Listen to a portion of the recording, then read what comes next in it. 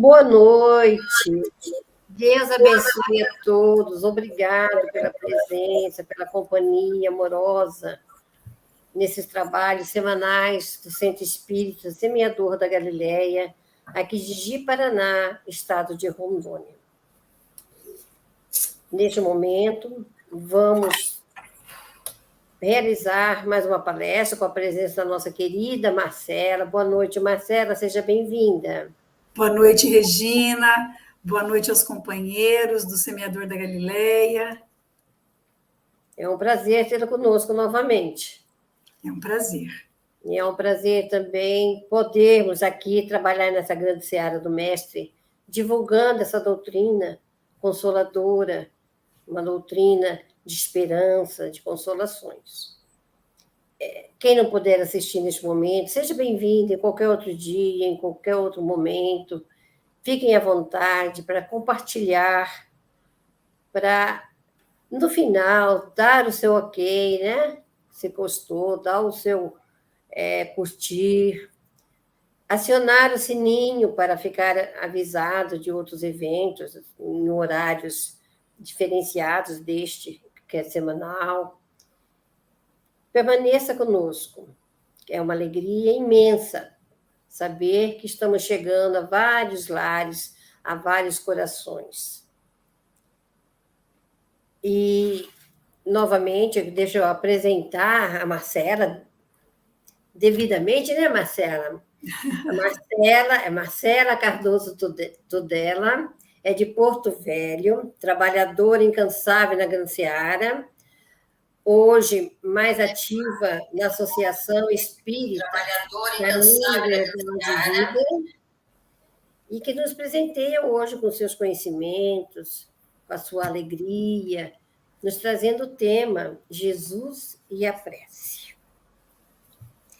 Antes da oração de hoje, da prece inicial, farei uma breve leitura do livro de Francisco Cândido Xavier, ditado por Emmanuel, é um livro intitulado O Ligeirinho, na lição 10. Diz o seguinte: é importante verificar que o Divino Mestre não estabeleceu condição para que o discípulo lhe compartilhe a jornada. Não pergunta se ele se julga dotado com a força conveniente, se é fraco de espírito, se é demasiado imperfeito, se sofre em família, se possui débitos a solver, se padece tentações, se está acusado de alguma falta, se tem valores de educação, se é rico ou pobre de possibilidades materiais. O Senhor diz apenas: segue-me, como quem afirma que, se o aprendiz se dispõe realmente a segui-lo, será suprido de socorros eficientes em todas as suas necessidades.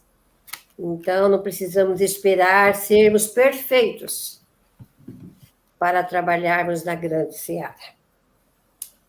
Basta termos já feito a escolha de seguir os passos, o ensinamento do Mestre. Vamos, então, agradecê-lo por toda a misericórdia, por toda a bondade, todas as oportunidades que nos concede, nos permitindo ensinar enquanto ainda aprendizes, a caminhar enquanto ainda tão trôpegos, em servir enquanto ainda tão necessitados. Que a paz do amado Mestre Jesus possa se irradiar em todos os lares, em todos os corações, hoje e por todo sempre. Que assim seja. Marcela, passo a palavra a você. Boa noite a todos, nossos amigos do Centro Espírita Semeador da Galileia, nossos companheiros da internet. É com alegria que estamos mais uma vez aqui com todos. E então pedimos a Jesus para que nos envolva os pensamentos e dessa forma dirija as nossas reflexões nessa noite, para que a nossa fala fique afinizada com o seu amor, para que os nossos pensamentos fiquem afinizados pelo carinho que ele tem por cada um de nós. Quando nós vamos falar de Jesus, nós sentimos uma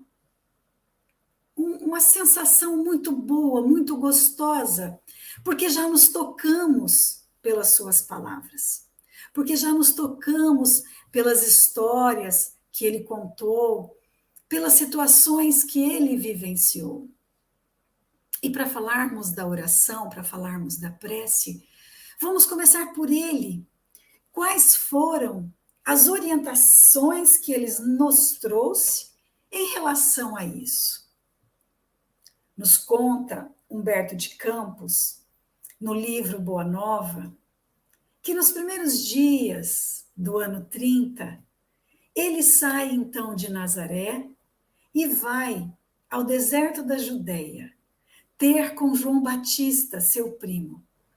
Passa um tempo com ele, jejua, medita, e depois vai a Jericó, o oásis daquele lugar, daquela região.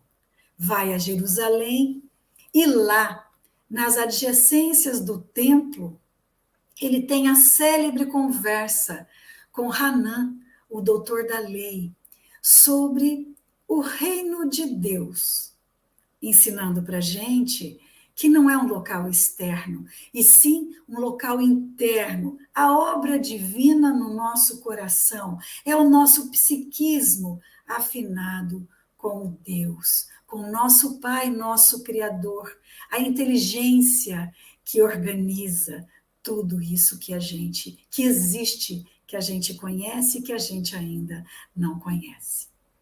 Depois, então, ele vai para Galileia. Chega no lago, no mar do Tiberíades, e vai convidar os 12 apóstolos. Faz suas primeiras pregações, convive com aquelas pessoas simples, auxilia, cura, ensina sempre, orientando e acolhendo cada um daqueles que chegou até ele, nas suas necessidades internas, emocionais, e também nas necessidades materiais, mexendo, tocando nas necessidades emocionais de todos eles. E então ele faz o seu primeiro discurso público e o maior deles, o Sermão da Montanha, o Sermão do Monte. Um belíssimo e profundo tratado de convivência humana. Gandhi, quando vai se referir ao Sermão do Monte, disse que se todos os livros sagrados da humanidade se perdessem e ficasse só o Sermão da Montanha, a humanidade não teria perdido nada. Porque ele condensa todas as nossas obrigações éticas, convivendo uns com os outros, e também no nosso relacionamento com o Criador de tudo que existe. Jesus começa com as bem-aventuranças, caracteriza o processo de dor e de consolo, cria vínculo afetivo com todos aqueles que estavam lá ouvindo ele e conosco que hoje buscamos as suas palavras e os seus ensinamentos. Fala da missão dos discípulos, dizendo que seriam a luz do mundo, o sal da terra. E depois vem dizer que não veio destruir a lei antiga, não veio destruir o que Moisés colocou, nem os profetas, mas que veio atualizar. E é isso que ele faz. Compara a lei antiga, atualiza, prepara essa lei para o amor, mantendo a justiça, mas inserindo ali o amor. E depois, então, ele vem para falar das 3 obras, das 3 boas obras em segredo. Obras que nós fazemos e às vezes não fazemos em segredo. A esmola, o orar e o jejuar.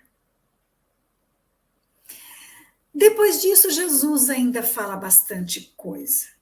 O texto é complexo, mas nós vamos ficar aqui no orar. Esta noite vamos aprender a orar com Jesus. E ele começa a sua orientação dizendo como não fazer. Ele diz assim, ó: e quando orardes, não sereis como os hipócritas, que se colocam de pé, que ficam pelas esquinas, nas ruas, para se mostrarem aos homens. Ele está nos ensinando como orar humildemente. Ele está nos ensinando a não simular qualidades, a não simular pensamentos, convicções, emoções que ainda não temos. Ele está relacionando a nossa relação, a nossa oração com o que é interno, deixando o que é externo.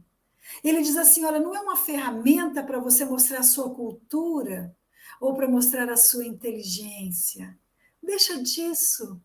Nós não precisamos disso. Orar não é isso. Então ele diz, não faça. A hipocrisia é algo que machuca a nossa alma. A gente finge qualidades que não tem. E isso acaba nos trancando, atrapalhando o processo de desenvolvimento dessas virtudes, dessas qualidades. Não é bom para nós, e é isso que o Cristo vem nos dizer. Não faça, não é bom para nós. Mas aí ele vem, faça. Ele vem nos dizer como fazer. Então faça.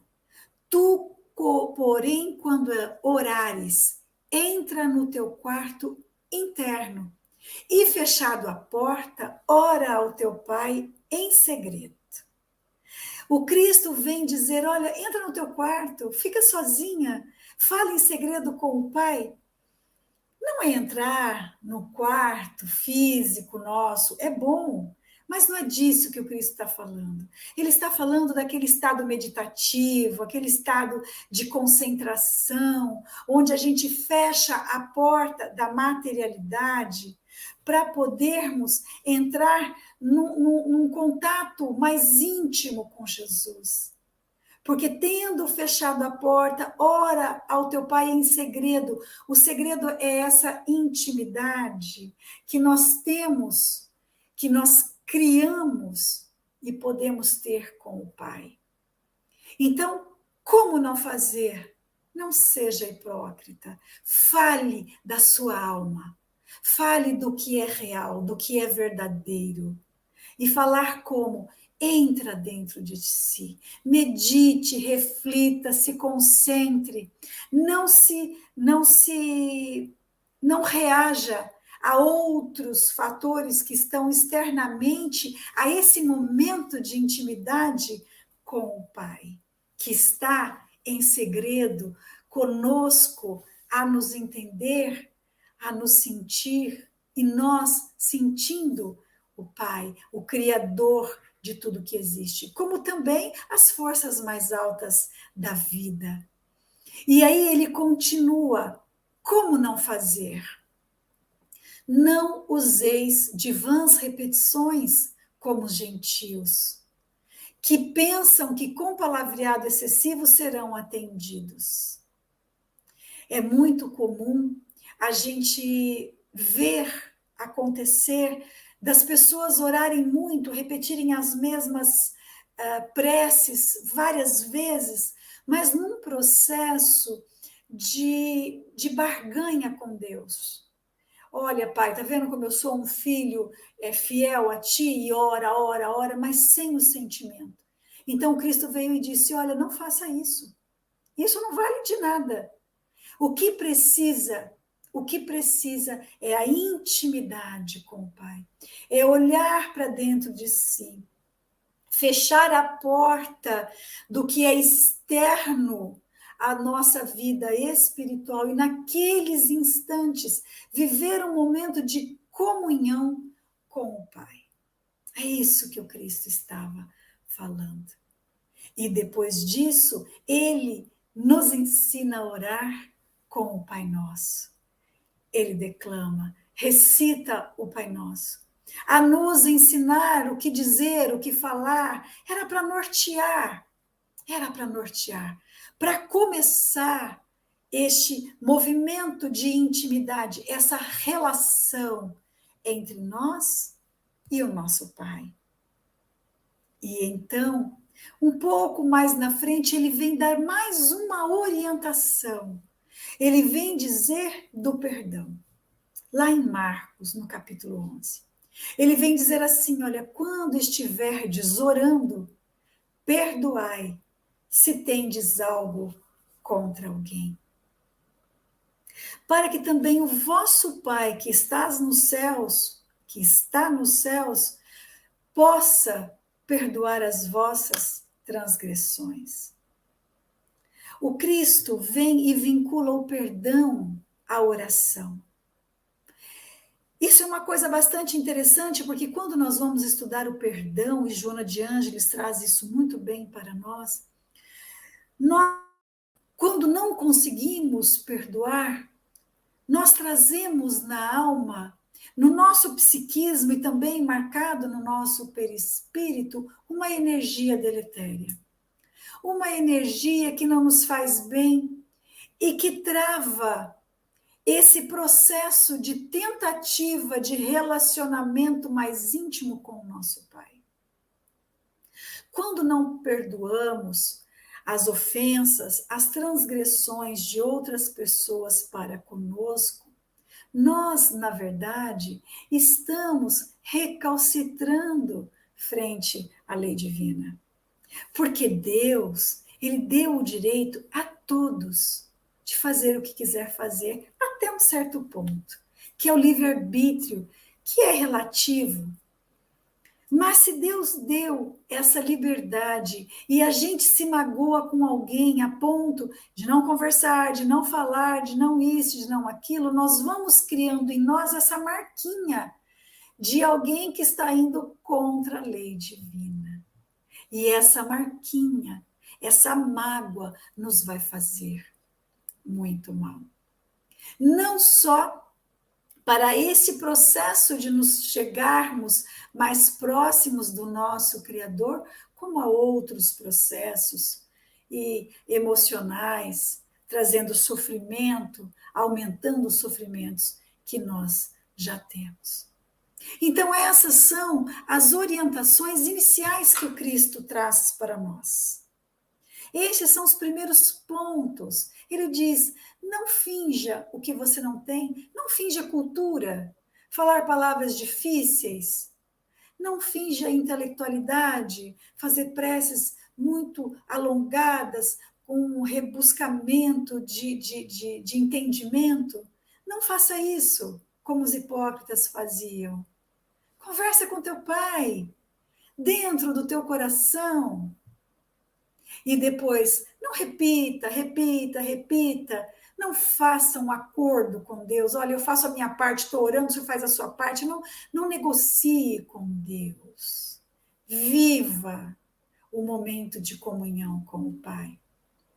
E aí chama atenção. Cuidado com o perdão. Não se magoe tanto assim. Olha para si. Veja o que em você está trazendo tanta mágoa. Qual é essa sombra que não te deixa perdoar? Que orgulho é esse? Onde está tudo isso, essas emoções? Então, ele dá as primeiras noções para cada um de nós. Como é que as coisas vão se dar? Como precisam ser feitas? Ele mostra a nossa atenção para que a gente possa caminhar esse caminho tão novo para a gente, que é de comunhão com Deus. E depois disso, como ele havia nos prometido, ele manda o Espiritismo. E com o Espiritismo, a gente tem um desdobrar dessa fala de Jesus e nós temos também novos conceitos que são nos trazidos pelo próprio Cristo através dos Espíritos que trabalharam na codificação do Espiritismo. Indo lá no Livro dos Espíritos, que é a primeira das obras básicas, nós vamos ter a lei de adoração. E Kardec, na pergunta 659, ele fala assim: qual é o caráter geral da prece? E aí os espíritos vão dar para a gente o conceito. Eles dizem assim: orar a Deus é pensar nele, é aproximar-se dele, é pôr-se em comunhão com ele. Entrai no seu quarto interno, fechar a porta e falar em segredo com o Pai.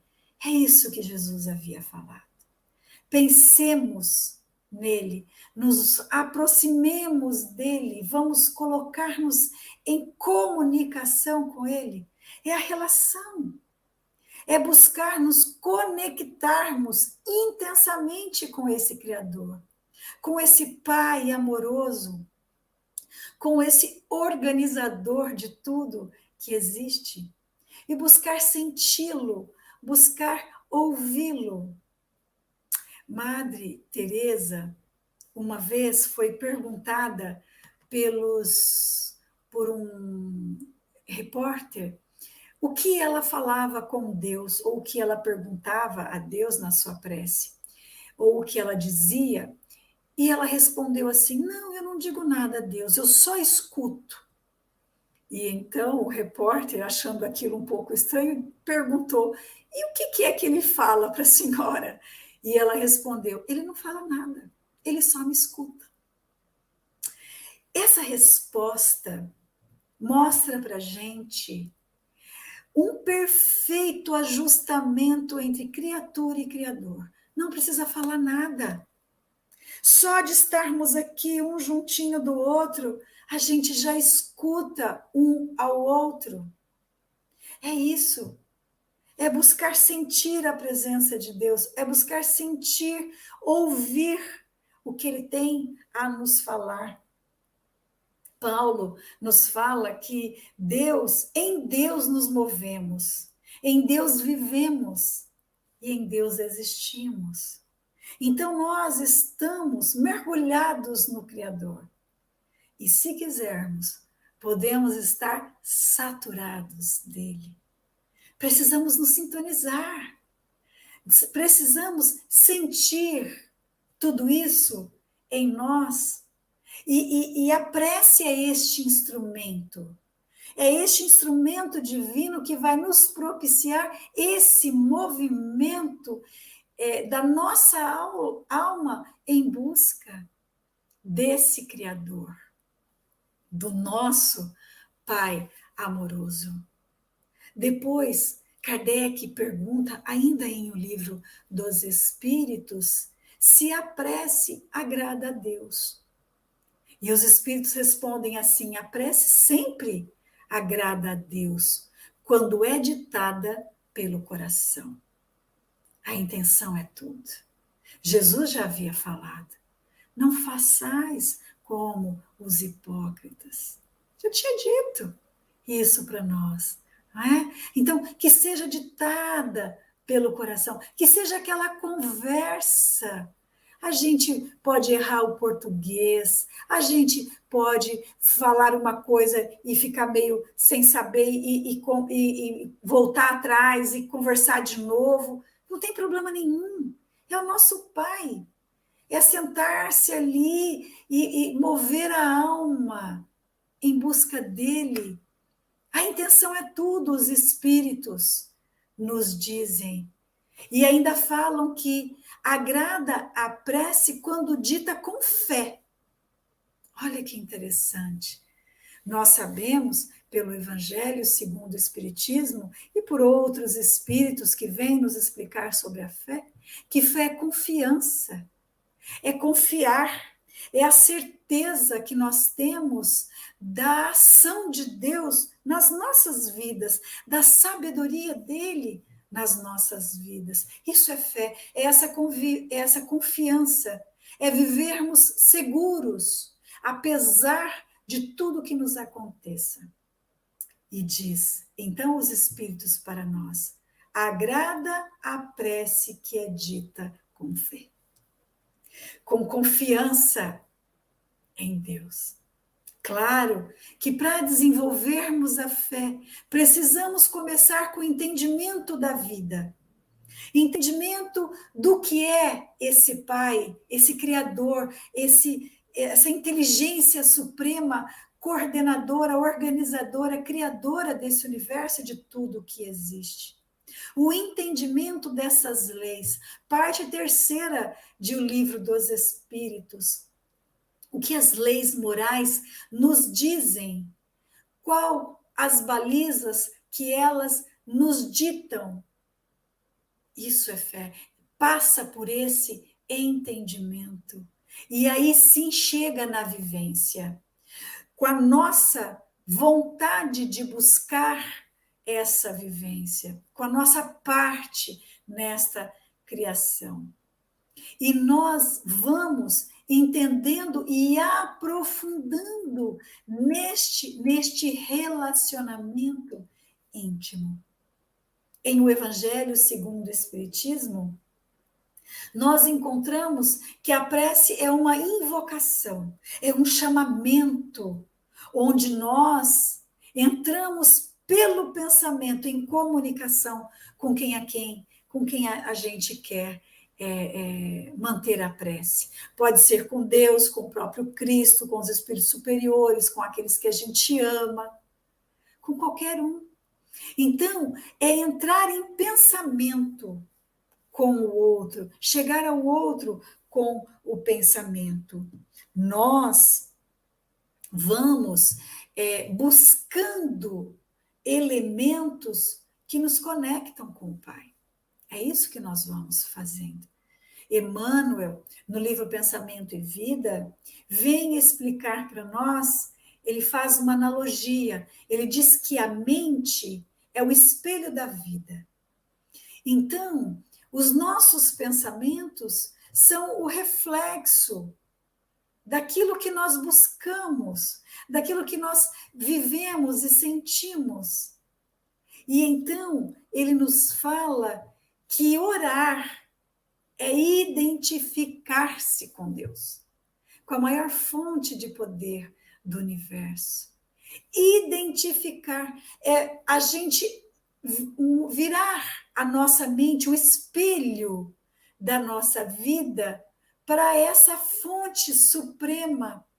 E em fazendo isso, absorver os fluidos benfazejos dessas regiões do Altíssimo. E quando absorvemos isso, com o passar do tempo, com o passar da experiência, porque orar é experiência, a gente começa de um jeito e com o passar do tempo, dos anos, a gente aprende a ouvir Deus e a senti-lo ao nosso lado.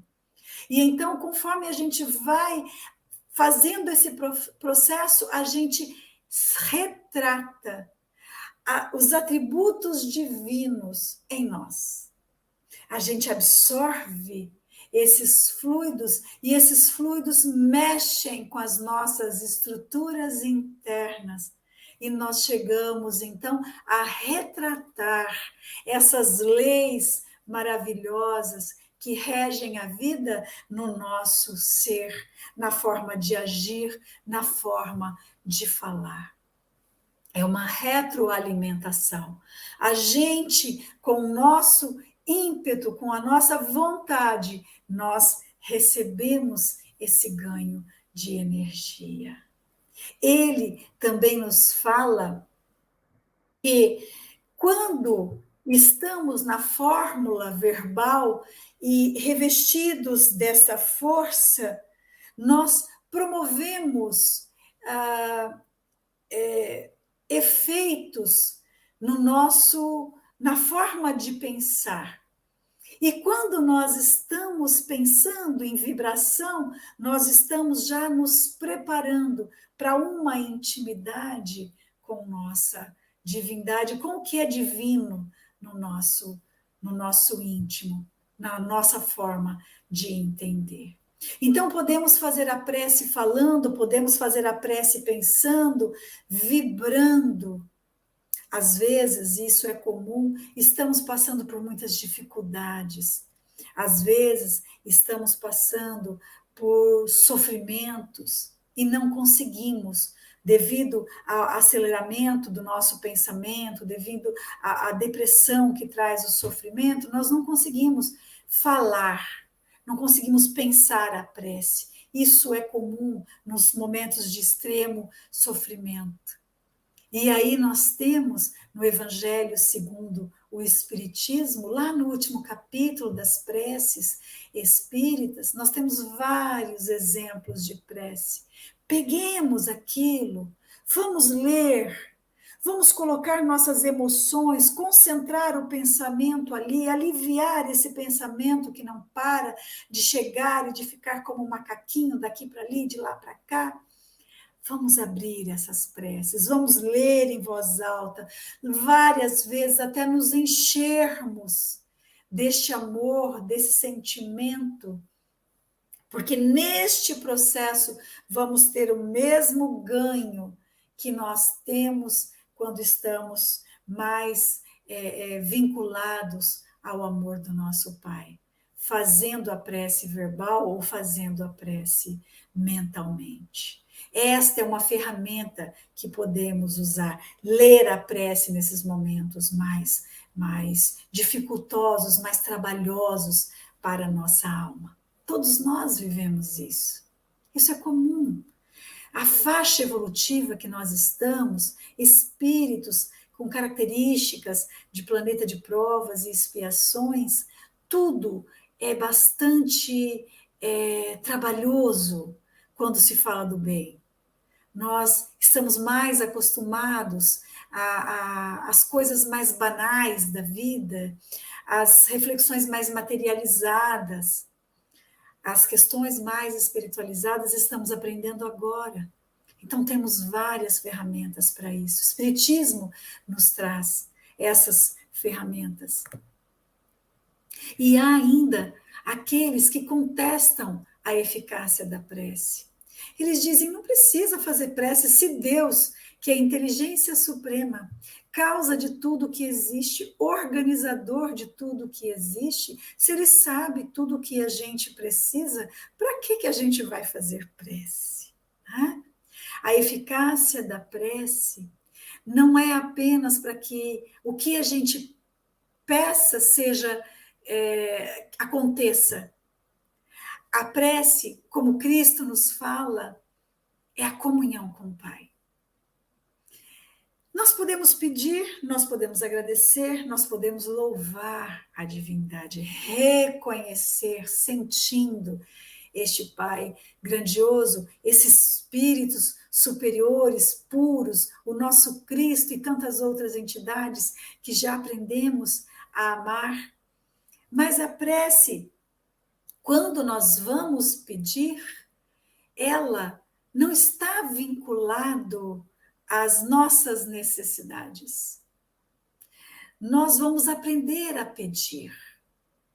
Então, a iniciativa de chegar, de buscar esse Criador, ela é muito importante no nosso psiquismo. A vontade, como força da alma, como diz Leon Denis, que é a maior das potências da alma, a vontade, ela precisa estar direcionada para este caminho. Não adianta crer que Deus está aí, crer, acreditar que Ele vai cuidar de nós e que está tudo bem. Não adianta, não é isso, não é disso que se trata a prece. A prece se trata não só das nossas necessidades, mas da necessidade principal de nos sentirmos filhos de Deus. Porque uma característica muito comum da nossa faixa evolutiva é nos sentirmos órfãos de Deus. É muito comum. Sofremos muito por isso. Às vezes, conscientemente, nos sentimos órfãos de Deus. Às vezes, estamos dentro do centro espírita, fazemos palestra e vamos na evangelização infantil, damos aula lá no ESD e por dentro nos sentimos órfãos de Deus.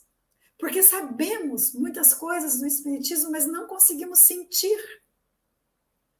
A prece se trata disso. Então, não se trata de Deus conhecer as nossas necessidades. E então eu fico na minha, não. Se trata de sentir o meu Pai, de sentir a paternidade, de me sentir no colo dele quando eu preciso. Se trata deste relacionamento íntimo, onde um não fala, mas escuta o outro, e o outro não fala, mas escuta o primeiro. É coração a coração, é emoção com emoção, com a troca energética que Emmanuel fala para nós. Identificar-se com a fonte de poder de todo o universo. Refletir em si os atributos divinos depois de absorver reservas de fluidos benfazejos. E ele ainda diz que quando nós estamos nesses momentos de muito sofrimento, a vontade direcionada para a busca do divino, para sentir a presença dele bem aqui ao redor de nós, produz em nós reflexos iluminativos. No nosso perispírito, Joana de Ângeles fala de fótons, luz.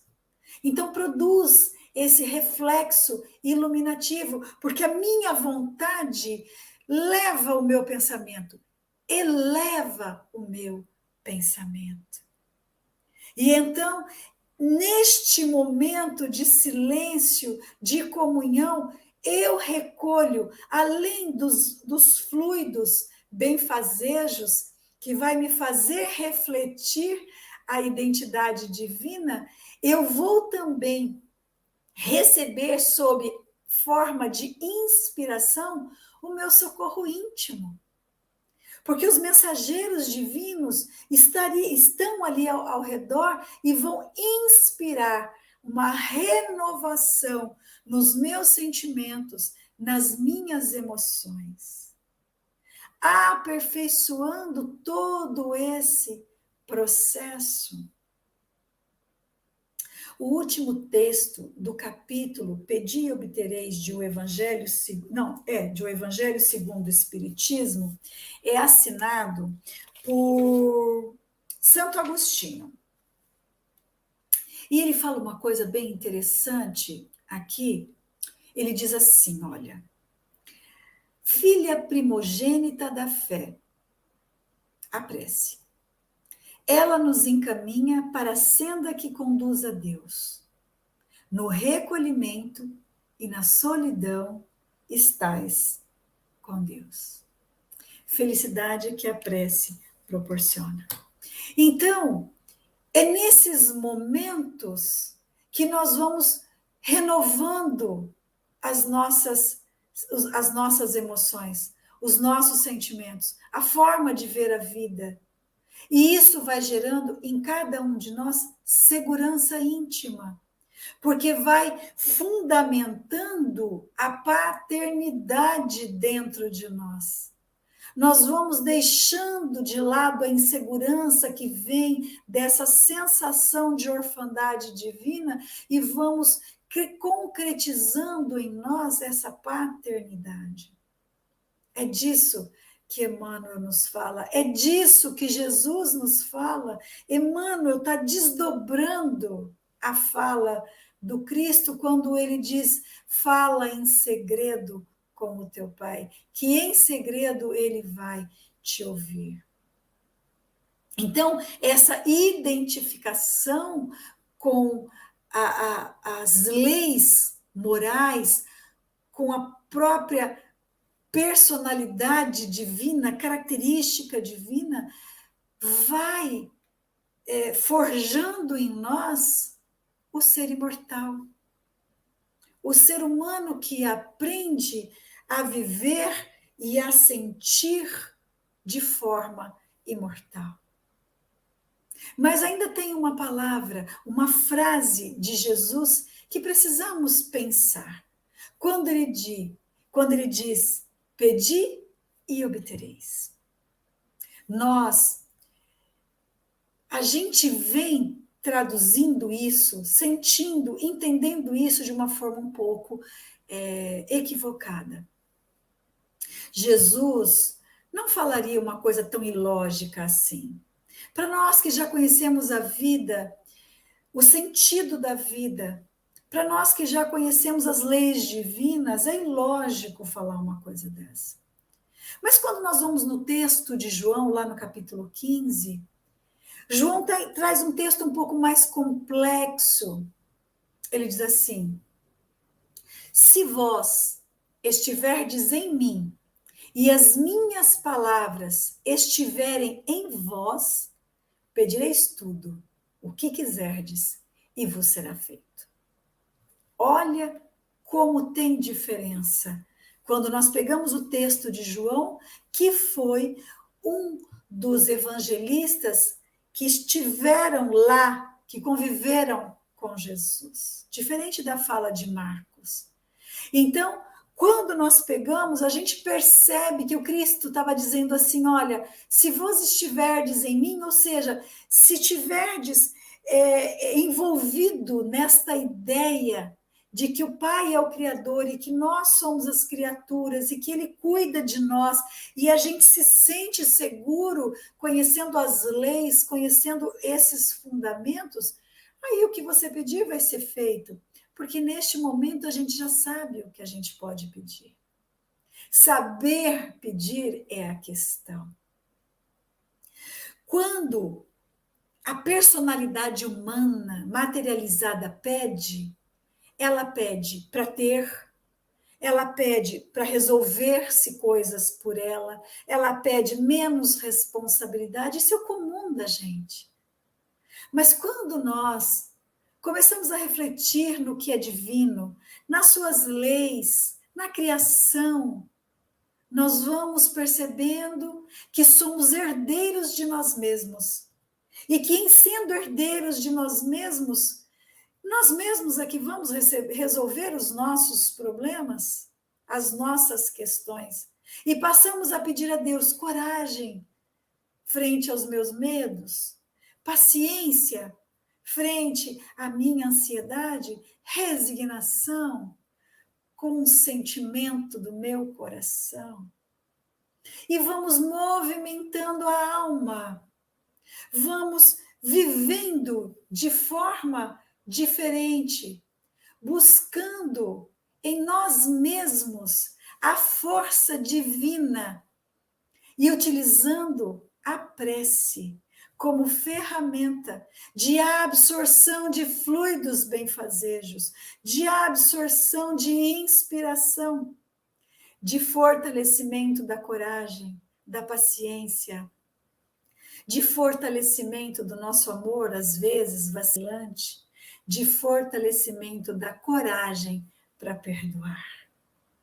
Esse é o Cristo nas nossas vidas, trazendo para nós uma ferramenta tão importante, mandando o Consolador prometido depois para esmiuçar, para explicar, para fazer com que a gente entenda que a prece é muito mais do que devoção. A prece é uma ferramenta que tem respostas físicas no nosso corpo, através da absorção das energias superiores da vida, que chegam ao nosso perispírito e que vai a cada uma das células do nosso corpo físico. E que Ele, então, nos abençoe neste processo íntimo, interno, pessoal, de trazermos o nosso Pai para as nossas vidas, para a nossa presença, aprendendo a escutar a fala dele, para que Ele possa escutar o nosso coração. Que Ele nos abençoe, então. Eu passo a palavra para Regina.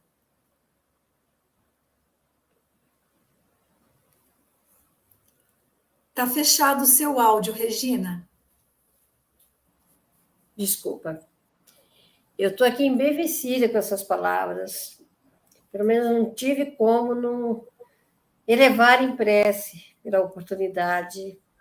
Muito bom, muito bom. Mais uma vez, muito obrigada pela sua presença, por nos contribuir com nossos conhecimentos para nossas reflexões, Marcela. Grata de coração, e falo isso em nome de todos os trabalhadores do Centro Espírita Semeador da Galileia. E volto a pedir a vocês, meus irmãos, que possam compartilhar essa palestra com amigos, familiares que estão distantes, nos grupos de amigos, que outros corações se sintam tão aquecidos, tão acolhidos, como nos sentimos no momento. E que possam dar seu like, se gostaram tanto quanto eu, né? E que vamos incentivar, porque dando like, compartilhando, a nossa página será mostrada mais vezes a todos aqueles que acessarem o YouTube, favorecendo assim, né, a divulgação da doutrina que tanto gostamos e que tanto nos auxilia. E sem mais, só posso pedir que você continue nessa prece, fazendo a nossa prece de encerramento, Marcelo. Então vamos orar, né? Pedir a Deus que nos abençoe os propósitos, os nossos propósitos, pedindo a Jesus, Mestre querido, que nos abençoe. Caminha conosco, Mestre, na praia solitária dos nossos corações, acalmando, Jesus, os nossos pensamentos, fortalecendo em nós as emoções mais divinas. Querido amigo, tu que é conhecedor dos nossos momentos mais sofridos, das nossas angústias, nesta noite, Mestre, faça-se presente nos nossos lares, amparando-nos a todos nesses instantes, nos dois planos da vida, nossos familiares, nossos amigos, Mestre, que possam receber de Ti o lenitivo para as dores, os sofrimentos. Querido amigo, abençoe o Centro Espírita Semeador da Galileia. Fortaleça os seus dirigentes nos dois planos da vida. Fortaleça todos os trabalhadores, todos os seres vinculados aos estudos, aos trabalhos, permitindo, Jesus, que a cada passo, a cada dia, possamos juntos levar a tua mensagem a cada coração. Fica conosco, Mestre, amparando-nos na nossa caminhada, hoje e sempre, que assim seja.